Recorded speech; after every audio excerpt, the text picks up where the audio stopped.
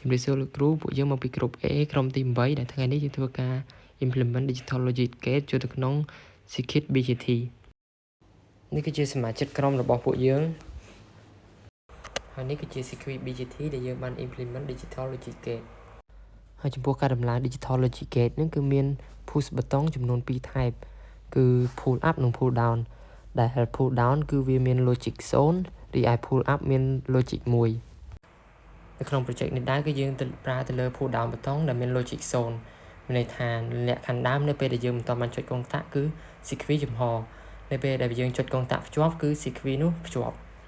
រីឯ logic 1 វិញតែជា pull up button នៅពេលដែលយើងដំឡើង Scikit យើងមិនស្គាល់ដើមមិនទាន់បានចុចកងតាក់គឺ Scikit លក្ខខណ្ឌនៅពេលដែលចុចកងតាក់ Scikit import វិញពីវា low ហើយក្រៅពីលក្ខខណ្ឌនេះបើសិនជា input 1 low input 1 high គឺ output របស់វាគឺ lowឥឡូវនេះយើងមកដឹងអំពី NAND gate វិញម្ដងដែលលក្ខខណ្ឌរបស់ NAND gate គឺ output វា low នៅពេលដែល input ទាំងពីរវាគឺ high ទាំងពីរតែបើក្រៅពីលក្ខខណ្ឌនេះបើសិនជា input 1 high input 1 low គឺ output របស់វាគឺ high ហើយបើសិនជាលក្ខខណ្ឌ input ទាំងពីរវា low ទាំងពីរ output គឺនៅតែចេញមក high ឥឡូវនេះយើងឈានចូលមកកាន់ simulation នៃ NOR gate ដែលនៅក្នុង NOR gate នេះគឺយើងប្រើប្រាស់ VCC ចំនួន 5V និងប្រើប្រាស់ BGT transistor ចំនួន2គ្រាប់គឺ PN grade 2ទាំងពីរហើយនៅក្នុង Scikit នេះដែរគឺយើងប្រើប្រាស់ resistance ចំនួន3ប្រភេទគឺ220អូម1គីឡូអូមនិង10គីឡូអូមហើយយើងប្រើប្រាស់ push button ចំនួន2និង LED ចំនួន1គ្រាប់ដែលនៅក្នុង Scikit នេះ LED គឺយើងប្រើប្រាស់ដើម្បីបង្ហាញទៅថានៅពេលដែលយើងចុច logic 1 high logic 1 low តើវា output ចេញមក low based តាម theory របស់ NOR gate ដែលយើងបានរៀបរាប់ពីមុនដែរឬទេដោយនៅក្នុងលក្ខខណ្ឌនេះ LED ភ្លឺនៅពេលដែល input ទាំងពីររបស់យើងគឺ low គឺវាត្រឹមត្រូវផ្អែកទៅតាម theory ដែលយើងបានរៀបរាប់ពីមុនមកនេះគឺជាតម្លៃ output ដែលទទួលបានពី simulation ដែលយើងឃើញថានៅពេលដែល input ទាំងពីរ low គឺយើងទទួលបាន output 1.809V ហើយចំពោះលក្ខខណ្ឌដែល input ទាំងពីរគឺ high ទាំងពីរយើងទទួលបាន output 32.238 mV ហើយនៅពេលដែល input 1 high input 1 low យើងទទួលបាន output 54.57 mV ឥឡូវនេះយើងឈានចូលមកកាន់ Scikit NAND gate ដែលយើងបានធ្វើការ simulation យើងឃើញថានៅពេលដែល input 1 low input 1 high គឺ LED ភ្លឺ based ទៅតាម theory របស់យើងហើយនៅពេលដែល input 1 low គឺ transistor ស្ថិតនៅក្នុង saturation mode ហើយនៅពេលដែល input 1 high transistor ស្ថិតនៅក្នុង active region ដូច្នេះនៅពេលដែលមាន1 low និង1 high គឺវាបណ្ដាលឲ្យមាន current flow ទៅកាន់ LED ក្នុងករណីដែល input ទាំងពីរ high នោះ output LED មិនភ្លឺទេគឺដោយសារតែ transistor ទាំងពីរស្ថិតនៅក្នុង active region ដូច្នេះហើយវា allow current ទៅ flow ចូលទៅកាន់ ground ដោយវាមិនមាន current flow ទៅកាន់ LED ដើម្បីឲ្យ LED បំភ្លឺបានទេ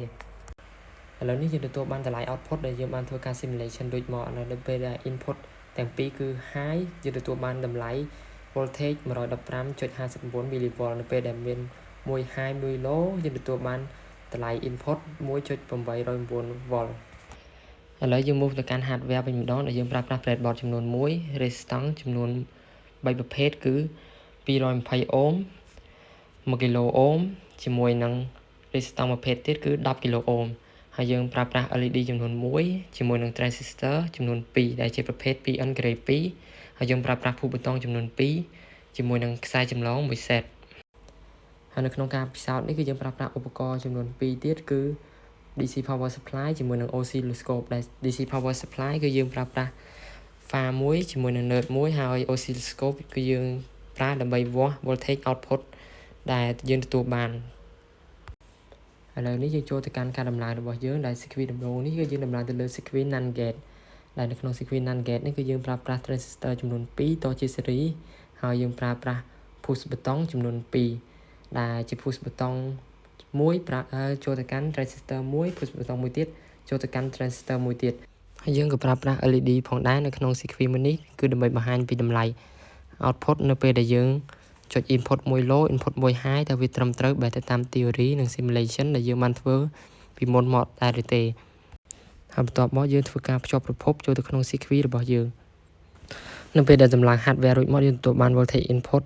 នៅពេល high និង low 2.12V ហើយនៅពេល high និង high 160 mV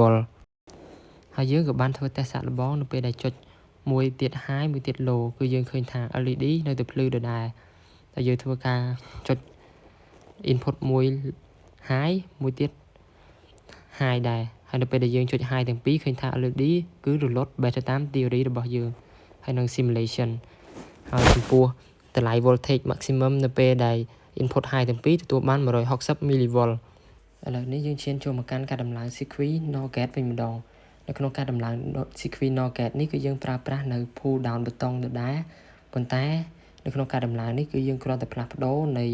ខ្សែការតភ្ជាប់ transistor ដោយ transistor ទាំងពីរនេះគឺយើងតភ្ជាប់ជាខ្នែងវិញហើយយើងនៅតែប្រើប្រាស់ LED មួយគ្រាប់ដដែលដើម្បីឲ្យយើងដឹងពី output របស់ circuit របស់យើងចំពោះការត circuit NOR gate នេះគឺខុសពី NAND gate ដោយសារ transistor គឺតភ្ជាប់គ្នាជាខ្នែងហើយជើងរបស់ collector នៃ transistor គឺភ្ជាប់ទៅកាន់ ground បន្ទាប់ពីដំឡើង circuit NOR gate រួចរាល់យើងក៏បានធ្វើការចុចតេស្តសាកល្បងតើវាសមស្របទៅតាម simulation និង theory របស់យើងដែរឬទេ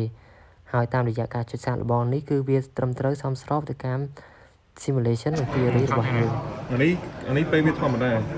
នេះពេលយើងចុច1កងតែទី2 120 mV ចុច1ឡុតចុច2ឡុតអានេះកងតាក់ទី1ម្ដងអូទៅពេលកាត់ចំណាំ120 mV នេះពេលនេះចុច7